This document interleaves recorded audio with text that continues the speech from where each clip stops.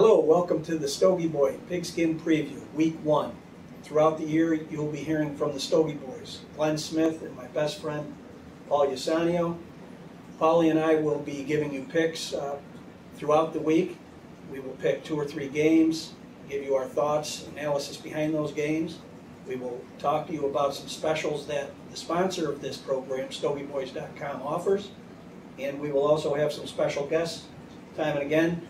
This week we expect Thurman Thomas, NFL Hall of Famer, to join us. One of the great things about what we're doing here is we're enjoying a great pastime of cigar smoking. Victor Sinclair, Triple Corojo is my choice today. Paula? I have a Henry Clay Presidente. And does StogieBoys.com offer any kind of specials on these cigars? Victor Sinclair, Triple Corojo happens to be our cigar of the week for the NFL picks. We'll talk a little bit more about that at the end of the program today. We're looking forward to a fine year. Thank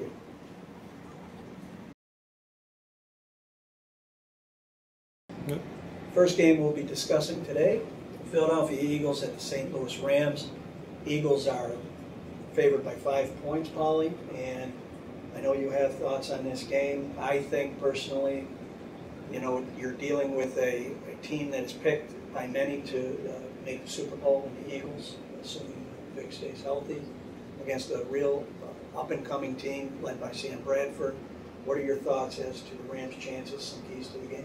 Well, I'll tell you, Glenn, you know, one thing to think about is that the St. Louis Rams are 1-9-1 in the last 11 openers, so that doesn't stack up very well for them. But they are a young and up-and-coming team. They got a young, very promising quarterback in Sam Bradford. This is his sophomore season. One of the keys to this week's game is if he can perform at a high level and put pressure on that tough and staunch Philadelphia defense. Well, let's talk about the keys. You mentioned Bradford.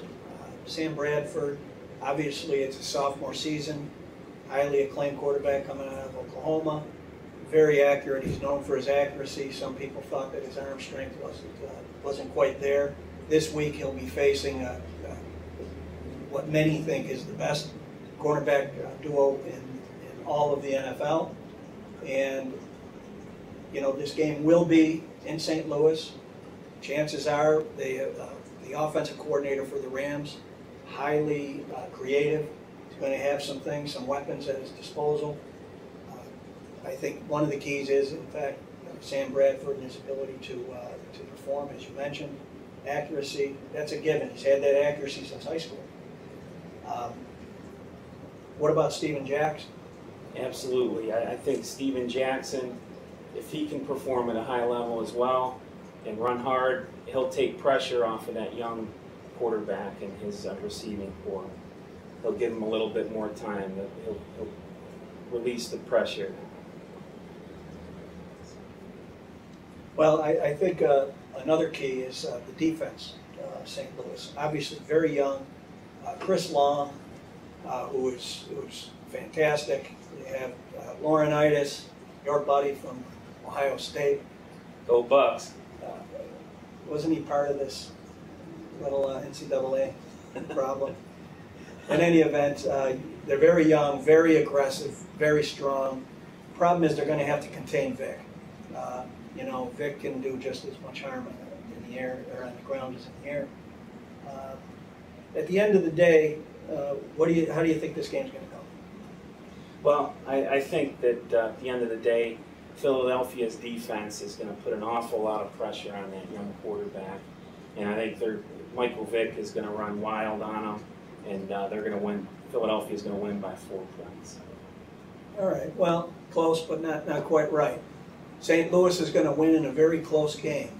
The youthful optimism is going to shine through. The fans are going to be very excited.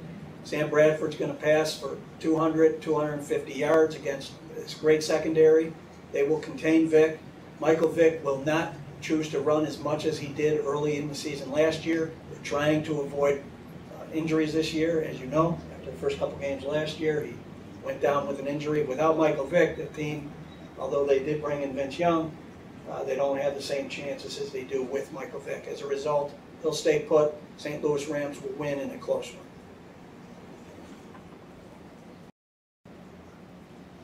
Okay, now we're going to preview the Pittsburgh Steelers at Baltimore Ravens. This game features two of the toughest defenses in the NFL. This is a very heated and one of the longest rivalries in the NFL as well. Glenn, what do you think some of the keys are for Pittsburgh this week? Well, this week, this game I think is the game of the week. I think this is why the NFL schedules these guys to play each other early in the week, or early in the season.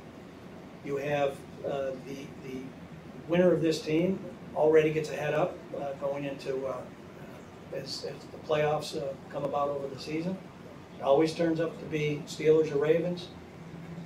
I think the Steelers just have to stick to what they know, and that means running the ball.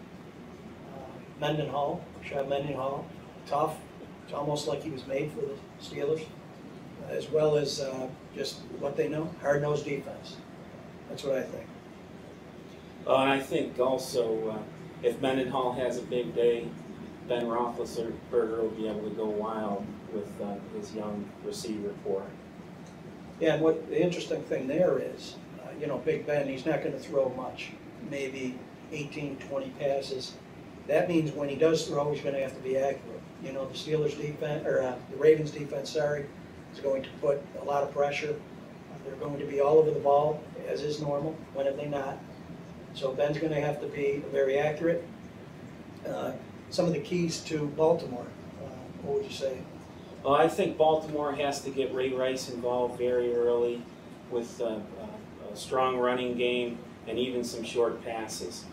And I think that'll open up Flacco to be able to throw and spread the Steelers' defense and get the ball long to their speedy receivers, Lee Evans and the young receiver, Torrey Smith. All right, that brings us to the picks. What do you think this week? Well, this is going to be a tough game, like you said, Glenn. I think at the end of the game, though, the Steelers are going to best the Ravens. And it comes down to two things. Ben Roethlisberger is going to have a better game than Joe Flacco. And I think the Steelers' defense is just a bit tougher than the Ravens' defense, and it's going to show. So Steelers by 3. Well, looky there. Little difference of opinion. Ravens are favored by 2.5. The Ravens will win by 3 points. On to the next game.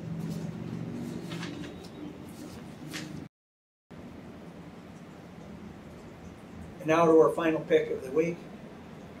Each week, Paulie and I are going to discuss what we call the Underdog pick of the week. And as StogieBoys and cigar smokers, you and I both know, Paulie, that what it's like to be an underdog.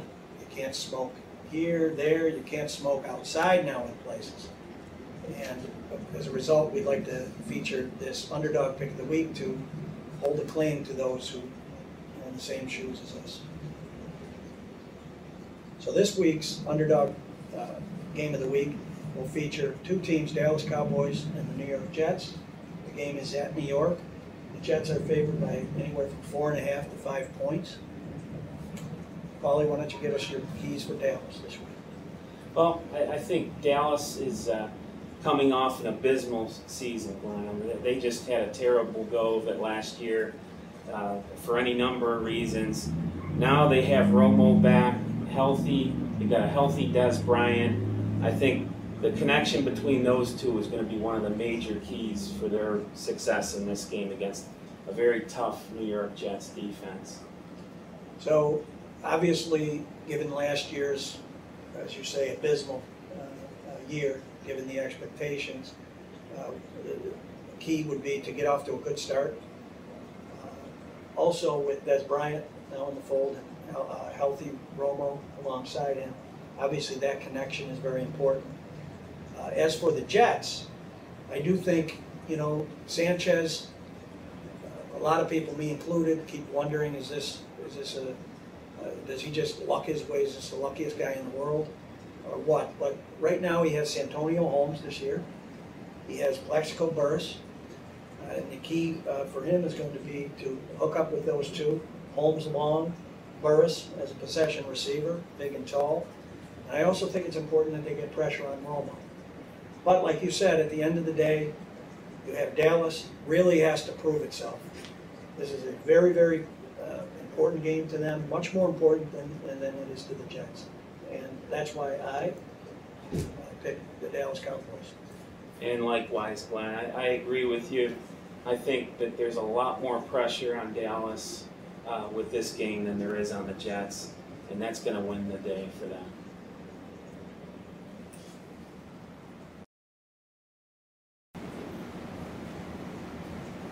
Any of us cigar smokers out there know that there's no better connection than cigars and football.